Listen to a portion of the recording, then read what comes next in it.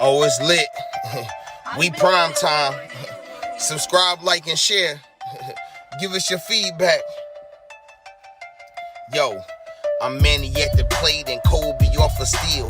Gretzky for the goal and Brady at the wheel. I'm a game changer, the Osaka of the tennis. And breaking scoreboards, Simone of the Olympics. Defense and big business, the Mayweather who way better. From the greatness of Jim Brown, I've been down. Talking sports before I was off the porch.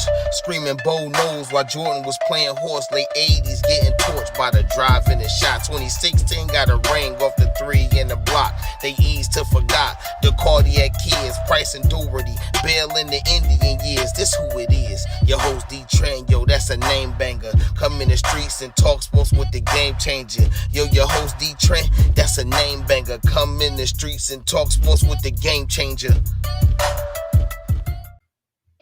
They say my click star studded, my herb so budded. 216 is my city, and I motherfucking love it with our FC Town. Cleveland C Town, what our that was really good. DeeTrynt, InDaStreetzSportz, Game Changer Sports Talk. Man, you know what time it is. You know what I'm saying? You see, we doubling up for the week and shit. I did a nice little run through of football and basketball yesterday. I hadn't really did a overview. And today, we gonna do another overview. We probably gonna dive into a few specific situations, talk a little bit more about, the home teams. It's Cleveland, baby. We all in 216. You feel me? This goes for every sport. We all in. You feel me? This is what we do. I mean, my Cavs are legitimate threats, baby. And my Browns probably gonna go undefeated the rest of the season. This is the type of energy I'm putting out in the atmosphere right now. You feel me? This is what we doing. All right. So, I got an interesting. First off, let's start off by man, we gotta give up a moment of silence. I know what it's like to lose people close to you. Especially unexpected. You don't know, no warning or what. But rest up to Demaryius Thomas, former Broncos wide receiver. Won a Super Bowl with Peyton Manning and them. A few years back. Was one of the top receivers in the league over a 4-year span. I mean, historically, he in a category with the likes of Jerry Rice, Torrey Holt, Marvin Harrison, for what he did. And it is unfortunate that we lose this young man at the age of 33. My deepest condolences to his family and friends. Denver Bronco Nation fans, the organization. It's hard to lose somebody who still have potentially a lot of years left, to be able to help the culture there. And he's gonna be missed. You know what I'm saying? He's definitely gonna be missed, man.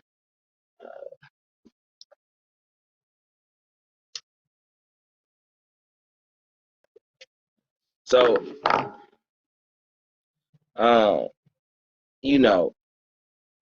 with the speaking on that, what's up with the Lakers? Now I said yesterday, hey, look, they're probably going to turn. I don't think anybody should be worried. Usually around like the All-Star break, shit'll start. They talking about firing Frank Vogel. I put my thoughts down. Like I say, I thought they should have, they should get a stretch for or something. But you know what I really want to talk about? Man, let's talk about Ben Simmons again. All right? Because it's just this little thing that came out of possible 2 and 3 team scenarios where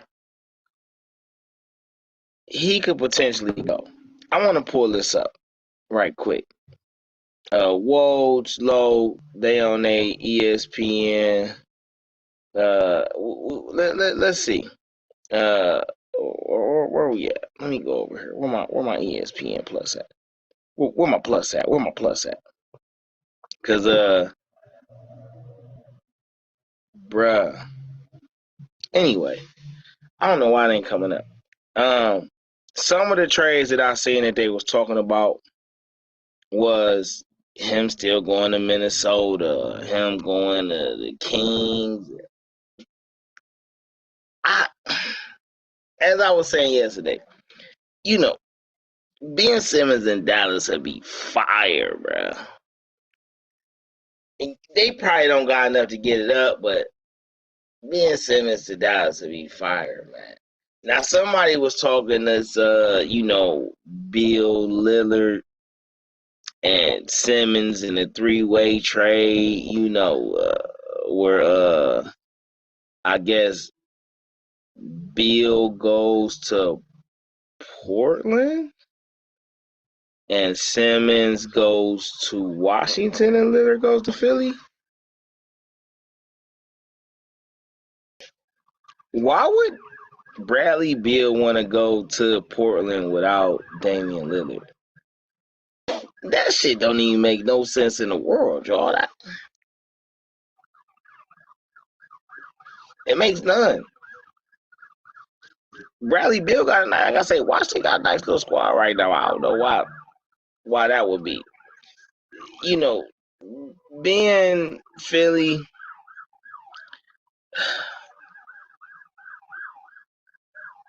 this is a piss poor organization. I just want you to understand why I'm so on Ben Simmons' side, right? This organization drafted Jahlil Okafor. They drafted Nerlens Noel. They drafted Rashawn Holmes. They drafted Zaire Smith. They drafted they passed on drafting Tatum and drafted Markelle Fultz. I mean, Philly is their own problem. The organization, the whole, whoever's making decisions, that's who the problem is, bruh. That's who the problem is. I mean, that's, when Ben does finally get traded, it'll be a whole weight lifted off the whole NBA world, all right? Because we actually get to see some good basketball. John Wall not playing is so bad. You almost forget that John Wall is still a capable player. If you didn't know any better, you would think he's retired. Like John Wall is injured or something.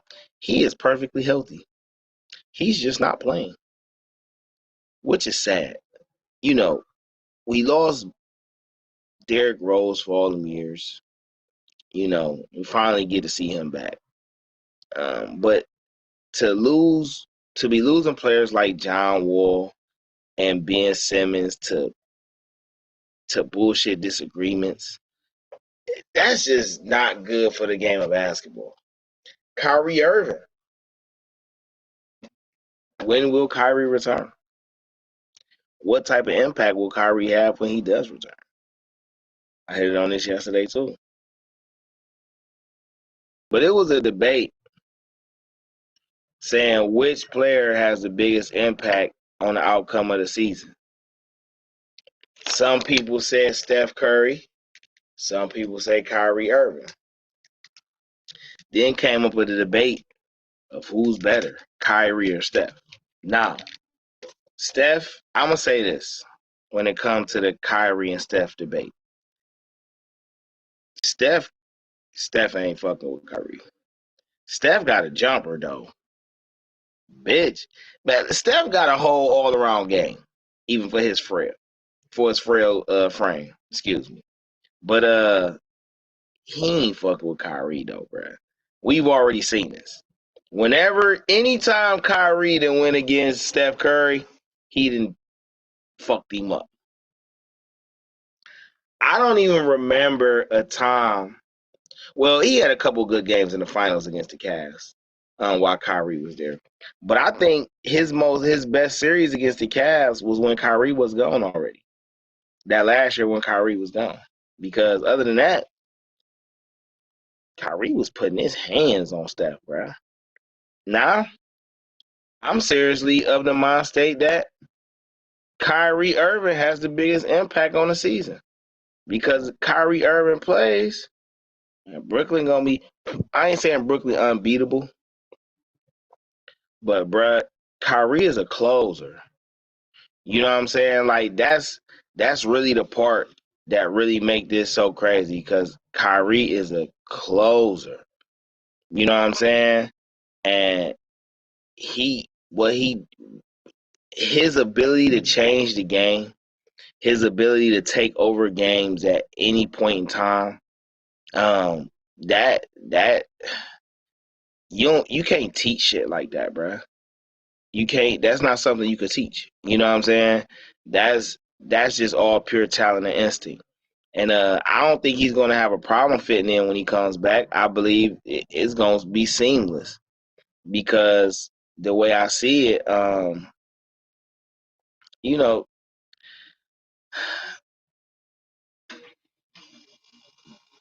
Brooklyn built nice, bro. And let's go into this time to go into a comparison of how Brooklyn is built versus how the Lakers are built. The Lakers are built for the playoffs. They're not really built for the regular season. The Lakers lost last night to the Memphis Grizzlies. All right. And they lose to the Memphis Grizzlies with no Ja Morant playing at all. They lost convincingly. Now, mind you, it was a good game. Well, it wasn't a good game. It was still close. But, bruh, it was 11 turnovers between Russell Wilson. I mean, why the fuck I keep saying Russell Wilson? Between Russell Westbrook and LeBron James. LeBron James had a triple-double. But they lost by like 13 or something, 16 or some shit. Or no, they lost by like 20. They was like, not, like, yeah, I think it was like 102 or something. Whatever the case. Bro, Russell Westbrook had 6 turnovers on consecutive possessions. All right. Anthony Davis is not even making no noise this year, bro. All right. And, I could see why Frank Vogel could be fired just because of his lineup mismanagement. Like, hey, let's be real about this, all right? Why would you in your right mind ever want to play Anthony Davis at the 5 when you got Dwight Howard and DeAndre Jordan on the bench? I for the life of me don't even understand how that's possible. All right. I don't understand how you're not starting a Malik Monk. I don't understand. What reason would you not have to start one of your young gunners? Knowing most of the teams, if not every team you face, is younger than you, which means they're probably a little more quicker, reflexes are a little more better. The Lakers have to outthink teams. Trying to and they can outmuscle them, but you're not about to be out sprinting teams for 4 quarters. You're just not about to do that. Russell Westbrook, like I say, man, he can win a playoff game by himself, if not 2. LeBron can do it, AD can do it, but they need a rhythm. I heard Shannon and them talking earlier, and they were saying they need to run the offense through AD. I just don't understand how you don't run the offense through AD to begin with. Like, on what planet does not having Anthony Davis as your leading scorer help you? Bro, he the youngest star on the team, 28. He's literally in the middle of his prime. Man, Anthony Davis should be going out there giving everybody problems, bro. He should be putting up 50 a game. I ain't gonna say 50. 50 probably a little extra. But 35 a game, 35 and 14 or something, man, Anthony Davis should be able to murder. You know what I'm saying? You should be able to run Dwight down there. You know what I'm saying? Make Bron and Westbrook the facilitators. I will argue that Bron should play the two. And it should just be Bron and Westbrook in the backcourt. You know what I'm saying? Or you keep Bron at the 3, Davis at the 4, Dwight at the 5, and you start Malik Monk. You know what I'm saying? I mean, you could start what's my guy name? Wayne Ellington. But Wayne Ellington old too. You know what I'm saying? You got to get some type of youth in there with this team, man. You got to infuse some type of incitement into the lineup, bro. Like, I don't really understand how you think it's going to work with them. Now, versus, Brooklyn, they got some old guys over there. But, I mean, they oldest guys are they 3 stars. LaMarcus Aldridge, who was out for a year, just came back. Blake Griffin, and I guess Bruce Brown, DeAndre Bembry, maybe if you want to add him. But, Joe Thomas even. I mean, Joe Harris. I said Joe Thomas. No, I love the Browns. Joe Harris. But guys like Javon Carter, Cam Thomas, you know what I'm saying? Oh, Patty Mills, an older guy. But, they just it's a lot more better mix of young guys, you know what I'm saying, like young rookie guys, second year guys, 4th, 5th, 6th year guys to go with 10, 11, 12, 14th year guys. You know what I'm saying? So, they can play a lot of different lineups, and they're doing this without Kyrie back. So when Kyrie come back, they just gonna be able to do a little more.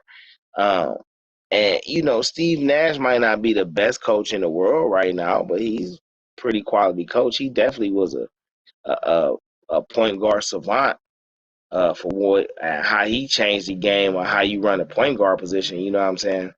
But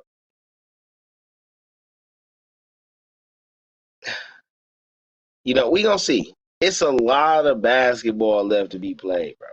We only like 26 games into the season. So I don't want, don't overreact just yet, man. This ain't the time to be panicking just yet on them Lakers. Like I say, I think at some point, they're going to hit their stride, and then we're going to be having a whole different conversation about these Lakers. Brooklyn, they're going to do what they do. But as I said, Phoenix still looks like the best team in the league to me. Most complete team in the league to me. And I'm standing on that for a while until I see different, and even though the Bucks beat them, and the Bucks is the reigning champs, I'm not counting out the Bucks. I just think Phoenix look the best. Now, I've been rambling on about certain miscellaneous shit, but the Cavs play in a couple hours, and they're going up against the Minnesota Timberwolves. Now, this game going to be pretty interesting because Minnesota is a team who's finally hitting a stride that they should have been hit, and Cleveland is, for the lack of a better term, overachieving. Anthony Edwards, bruh, is excitement in a bottle, okay? His game is retarded, bruh. Okay? He could take you off the dribble. He could boom on you. He could shoot mid-range. He could shoot the 3. He could pass. He big enough to play good defense. You know what I'm saying? He played with a lot of intensity. they are starting to figure out how to play together. Speaking on Anthony Edwards, D'Angelo Russell, and Karl Anthony Towns. But I don't see them beating the Cavs tonight, bro. I don't see them playing. Matter of fact, I think this is a good game for Okoro to have a breakout game.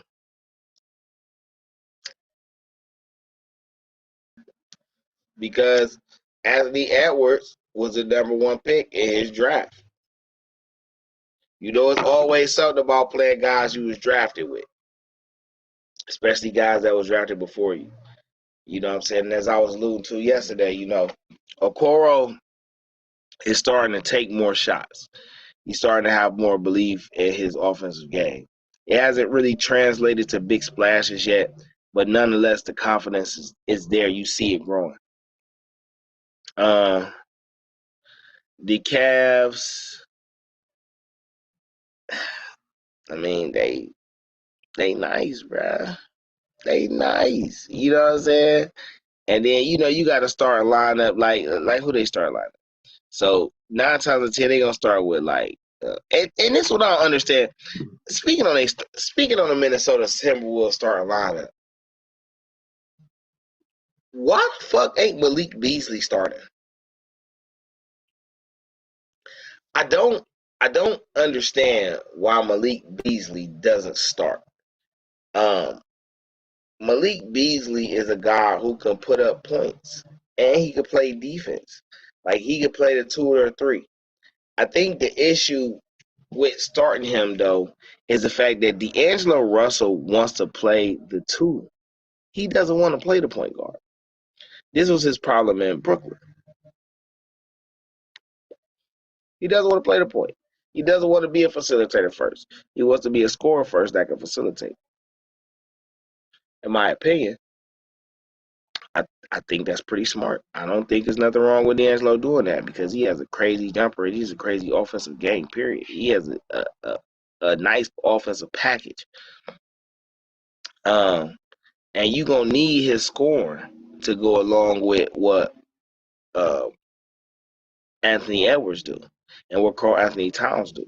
You know, if Minnesota gets because, you know, for those that don't know, I was big on Ben Simmons going to Minnesota.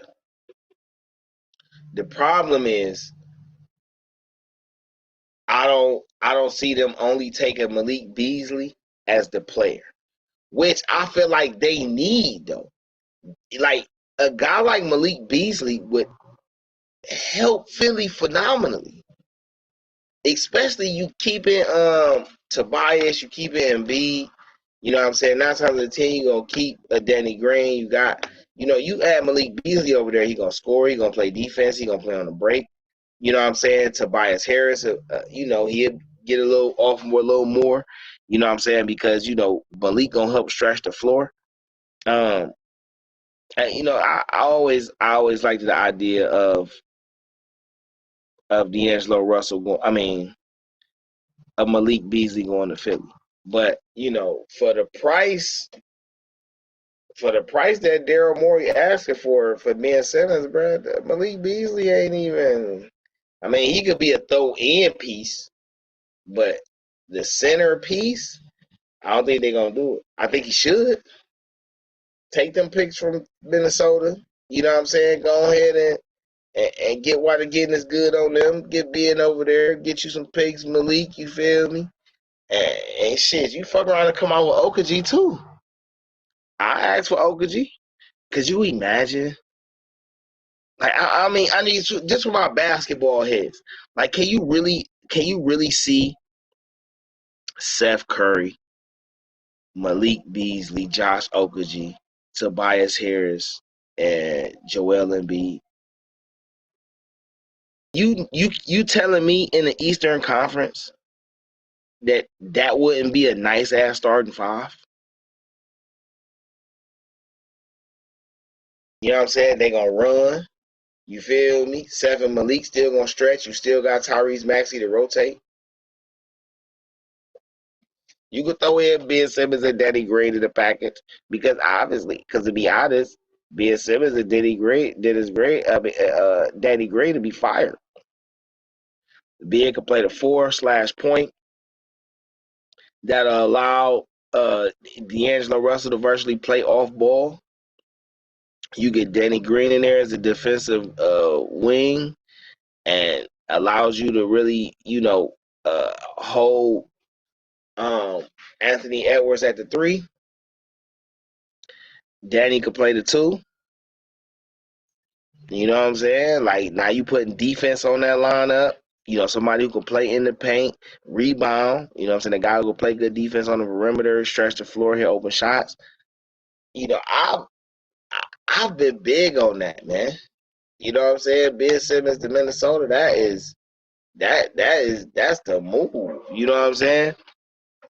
But like I say, I don't think Daryl Morey do it because he want to splash. He ain't gonna think it for basketball X and O's. I don't even think he really understand basketball X and O's to that level.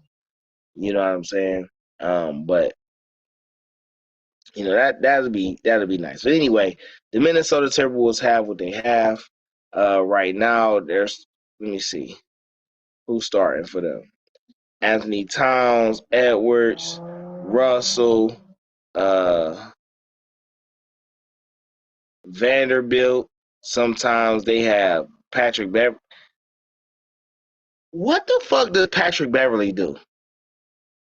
Can anybody answer this question for me? Like what the fuck does he do? What basketball skill that does he bring to the table? You know what I'm saying? That is like a necessary to have on your team. Is it the fact that he annoying? Is it the fact that he's a distraction? Is it because he's funny and he's just a good guy? What basketball? Like, he's not a threat as a shooter. He's not a threat as a dribbler. He's not a threat as a passer. He's really not even a threat as a defender. He's like Matthew Dellavedova personified. Like,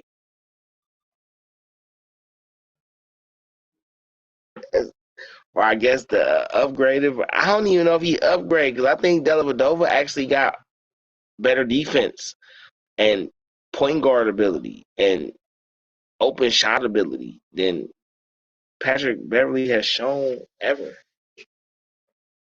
So I don't.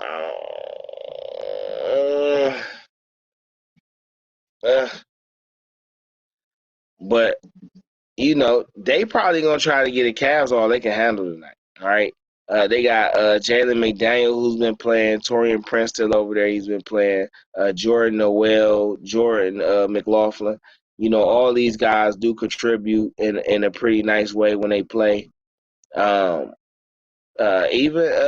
what's that? Nazir Reed, ain't his name Nazir Reed? Nas, yeah, Nazir Reed.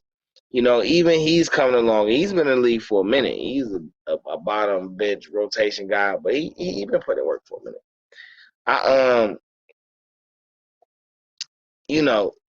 I fully expect the Cavs to blow these boys out. All right. I'm just saying, this looked like a nice game for Evan Mobley and Isaac Okoro to show a different element of a potential development or a potential threat of what the Cavs can present. Like, can you imagine how more lethal we be if Evan Mobley and Isaac Okoro are scoring threats night in, night out, on top of being defensive threats night in, night out? Do you know that changed the whole dynamic of the rebuild? All right? Not that you got to change nothing, but it's just like, ooh, and we got that too. Now, how you fucking with that? You know what I'm saying? I fully expect the Cavs to win. They could lose. You could see, Anthony Edwards go off crazy. because that's probably the one area where I feel like it's hard for us to neutralize them. As far as guard play, we can neutralize them, match them, skill for skill. In the paint, we can do that as well. If not, got way more than what they can offer us. They can't contend with us in the paint, in the front court. But on the wing, they have an advantage. If Malik Beasley come out and Chetty Osman can't do something about that, Lamar Stevens can't hold him down, you know what I'm saying, then we could have problems. But I expect the Cavs to win this game. They probably going to win by at least 10. Who else playing tonight? Kings play the Hornets. I was trying to figure out how to call this game because the Kings been on a nice little winning streak since Alvin Gentry took over. I think they like 6-3 or some shit. But the Hornets, man, I told you, man, they exciting, bro. I don't expect them to take off this year, but next year for sure. But they exciting, man. And any given night, they can beat anybody. The Kings I don't know if Rashad Holmes could be that dominant in the paint to where, it's a whole different ball game. But if he is dominant in the paint against these Hornets, then these Kings might blow the Hornets out or definitely beat them convincingly. But I want to count the Hornets out in this one. Sacramento is a 1.5 point favorite. So clearly they thinking something like I'm thinking. The Mavericks play the Pacers. They got the Pacers winning by 2 because they at home. Can the Mavericks win this game? Of course. This might be one of them games where Luka go ham. Him and Porzingis just show something they ain't shown. Nets play the Hawks. That's probably going to be a very exciting game. That's on ESPN tonight at 7:30. I think that's going to be a real exciting game. Knicks versus Raptors. That's probably going to be an exciting game too. Even though it may not have the high scoring effect that a Nets-Hawks probably is going to have.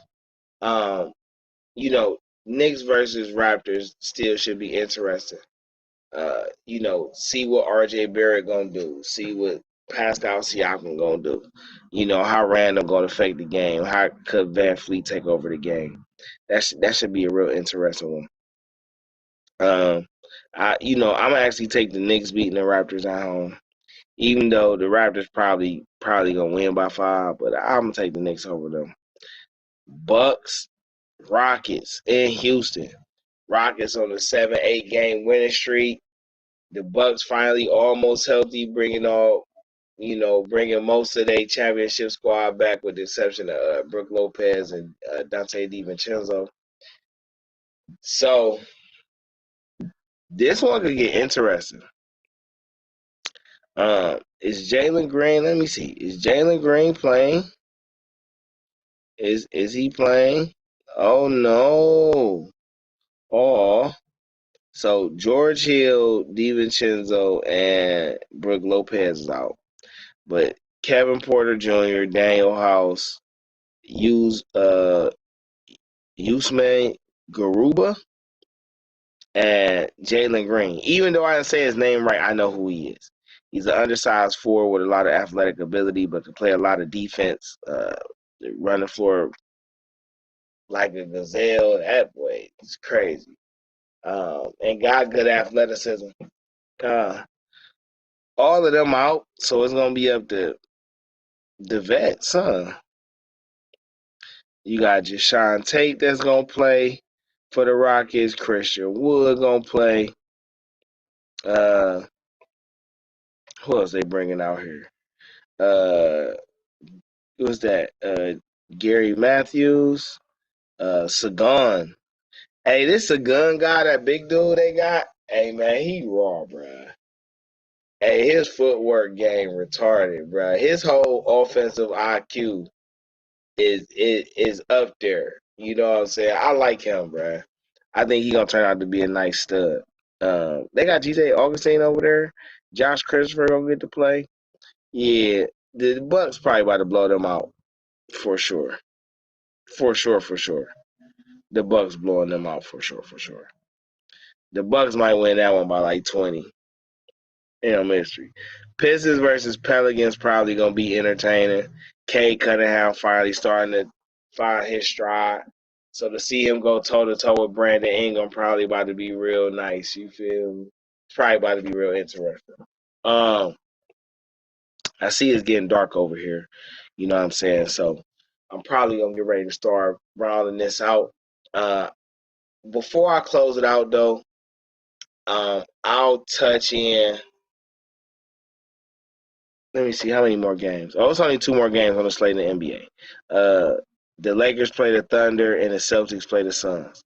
Now, the Celtics and the Suns probably gonna be interesting because the Celtics just got beat by the Lakers pretty convincingly, and they probably gonna be looking to try to take their frustrations out on the Suns. But like I've been saying, yeah, I got the Suns as the best team in the league right now, so this probably should be a very entertaining game. It may even get high scoring. But it's gonna be entertaining nonetheless. Lakers Thunder game, man. Do you know that the Thunder that beat the Lakers twice already this year?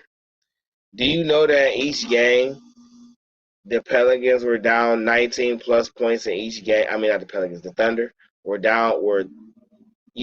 behind the Lakers 19 plus points each game and came back and found a way to win each game. Excuse me. Dude, how does that happen?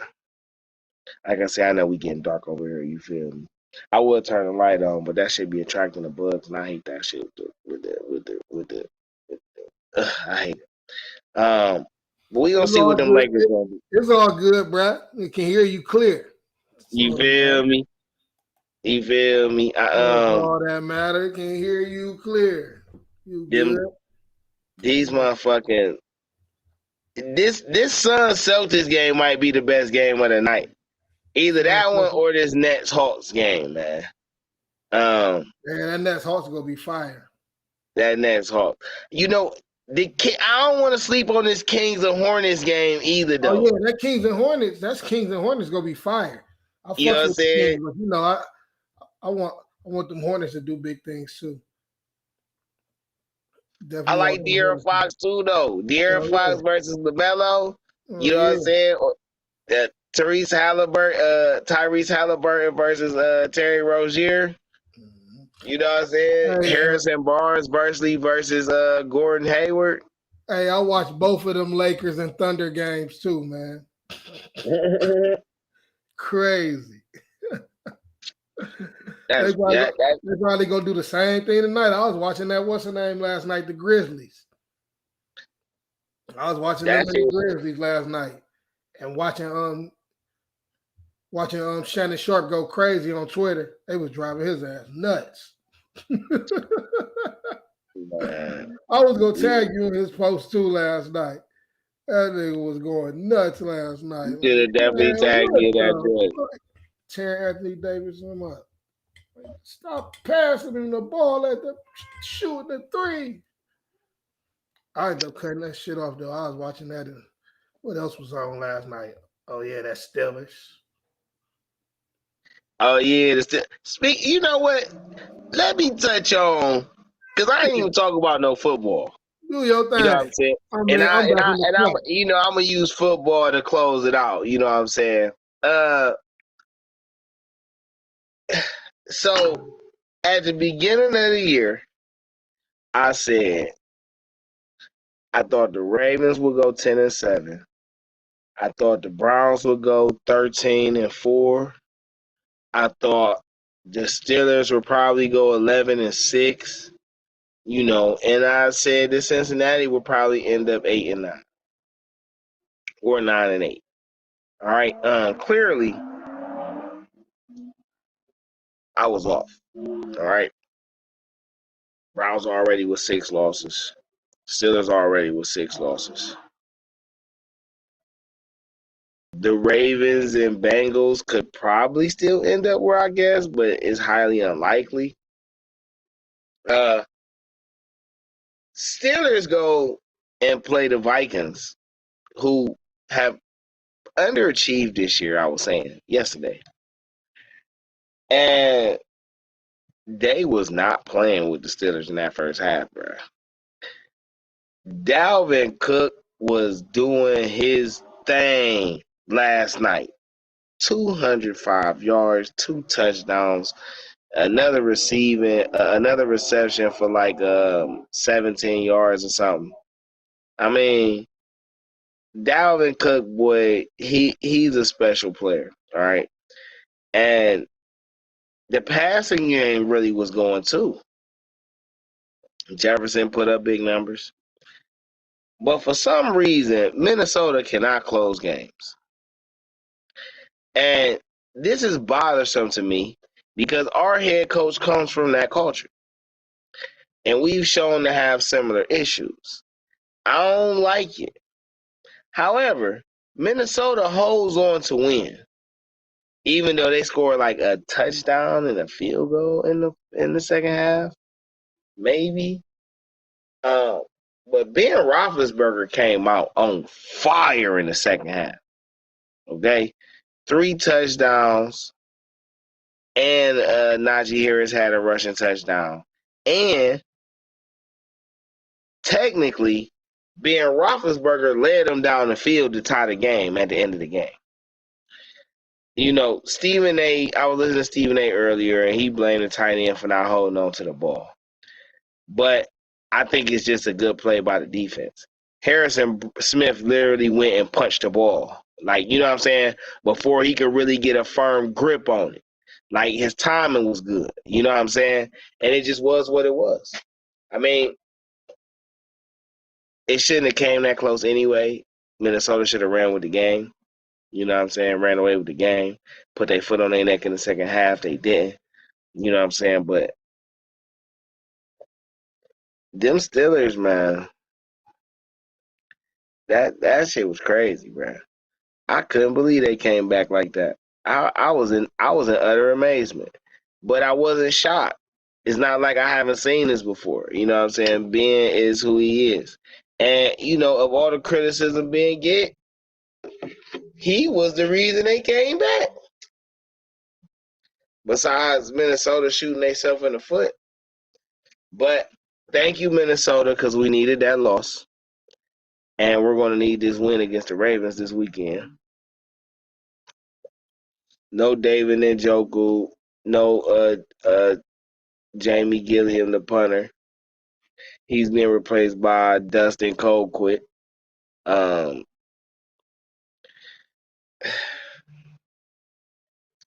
Like I say, man, I expect the Browns to come out and win this game convincingly. Coming off the bye, you know what I'm saying, being able to strategize, you know, look at everything that they did from the 12 games leading up to this point, identifying things that could work for them in their favor over the duration of the season, and, you know, things that they need to stay away from because it isn't helping them. You know what I'm saying? And my bad. Miles said the team ain't been focused. Oh. You ain't see what Myles Garrett said? The team ain't been focused, though. He said you talk about this week, the team ain't been focused that they should be. He feel like a lot of people on the team ain't been focused that they should be. You ain't see that earlier? I didn't. Yeah, that's all they've been talking about. Once again, this don't bode well. This don't bode well. Yeah, go on goddamn Twitter, just type in Myles Garrett and watch what's gonna pop up most likely. Shit. That means was some Cleveland shit. That's crazy, man. Yeah. We could literally still win the Super Bowl. Yeah. You know what I'm saying? Like, we really could win a Super Bowl. This Browns fashion too, man. You know it's always ugly, the ugly way. In the ugly way? Yeah, you know Browns always got to get it the ugly way. It can't be pretty. Browns can't go 17-18-0 type shit like that. Browns gotta be Browns way. It gotta be the Cleveland way, man. Man, we need to go 16-17 to erase that the defeated record. Oh hell yeah. We gonna need that. We can't just leave that as a stain on the. You know, the playoff win against Pittsburgh definitely was a step in the right direction, but we need more. You feel me? We need more, man. Um, They but finna I do think it. this week they gonna come out and do their thing. You know what I'm saying? And that's just where I'm at with it, man. I'm gonna keep my hopes high. I'm gonna stay positive, and when however the outcome comes, we gonna break it down and see how we can come out better for the next week. You know what I'm saying? But with that being said, thank you all for viewing. You know what I'm saying? If you're watching on Twitter, you're watching on Facebook, or you tuned in and caught us screaming through your lives on YouTube, it's a pleasure to have you. Make sure you like, share, comment, follow. You know what I'm saying? Let us know what you think about the topics we talking about and give us your feedback and your thoughts, all right?